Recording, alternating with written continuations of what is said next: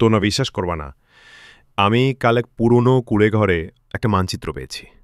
মানে গুপ্তধনের মানচিত্র? চল চলো, আর দেরি না। এই মানচিত্র থেকে মনে হচ্ছে এটা আমাদের গ্রামের পেছনের জঙ্গলের ভিতরকার কোনো জায়গা। তাহলে প্রস্তুত হও, আজই অভিযান শুরু। তারা তিনজন রওনা হয়ে যায় জঙ্গলের দিকে। ওল্ডম্যান, যদি সত্যি খুঁজতে যাও তা আগে ভয় জয় করো, কারণ গুপ্তধনের রাস্তা সহজ নয়। কে আপনি? আমি এই জঙ্গলের রক্ষক, গুপ্তধন রক্ষা করাই আমার কাজ। কিন্তু তোমাদের চোখে সাহস দেখছি।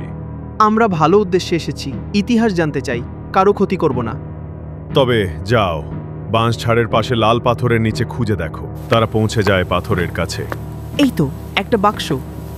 ওমা, এটা তো অনেক পুরনো, খুলে দেখি। এখানে শুধু সোনার মুদ্রা নয়, একটা পুরনো চিঠিও আছে।